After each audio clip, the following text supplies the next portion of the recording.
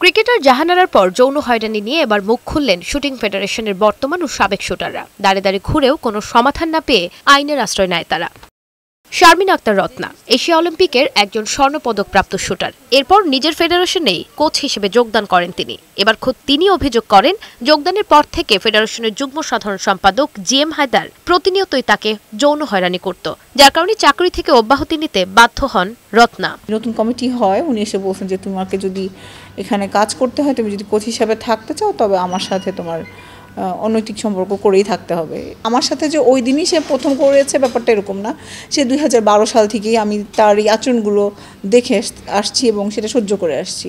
আমার কাছে মনে হয়েছে যে আমি যদি এখানে চাকরি করি, তবে আমি হয়তো আমার যে ডিগনিটি আছে সেটা বজায় রেখে চাকরি করতে পারবো না।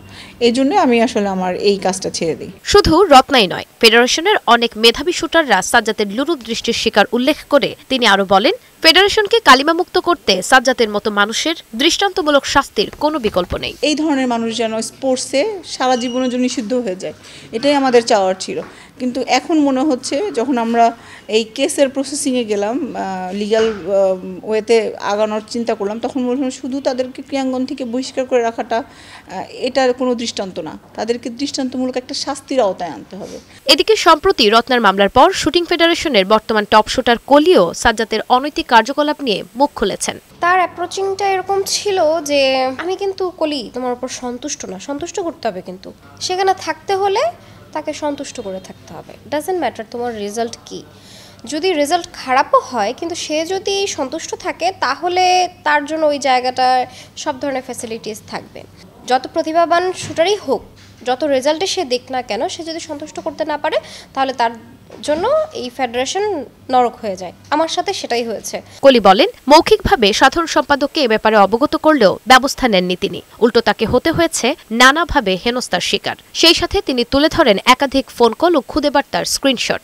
আমি যদি তোমার সাথে কোনো জরুরি কথা থাকে, আমি যদি তোমাকে মোবাইলে বলি একটু কথা ছিল, তাহলে তুমি বুঝতে পারবা যে আমি তোমার সাথে একান্ত কথা বলতে চাচ্ছি। হ্যাঁ, তো বললো ঠিক আছে, তাহলে আমি ওইভাবেই করবো, এখন আপনি আম্মুর সাথে কথা বলেন। ঠিক আছে, তখন তুমি যদি এটা বলো, আমি এটা বললে তুমি এটা উত্তর দিবা। তারপর পরে গিয়ে 2-4-5 মিনিট পর তুমি আমাকে তোমার রুম থেকে একাভাবে।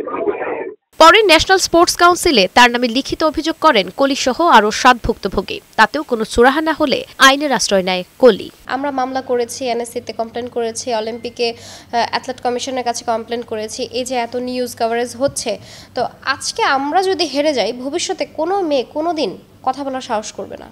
এ ব্যাপারে অভিযুক্ত ফেডারেশনের যুগ্ম সাধারণ সম্পাদক জিএম হায়দার সাজ্জাদের সাথে যোগাযোগ করার চেষ্টা করা হলেও মেলেনি কোনো সদুত্তর। তবে মুঠোফোনে কথা হয় ফেডারেশনের মহাসচিব আলিয়া ফেরদৌসের সাথে। তিনি জানান, এ ব্যাপারে ফেডারেশনে তিনি কোনো অভিযোগ পাননি, আর অভিযোগ পেলেও তার কিছুই করার নেই। ফেডারেশন থেকে কোনো ব্যবস্থা নেব না, যার নামে মামলা হচ্ছে সে নেবে।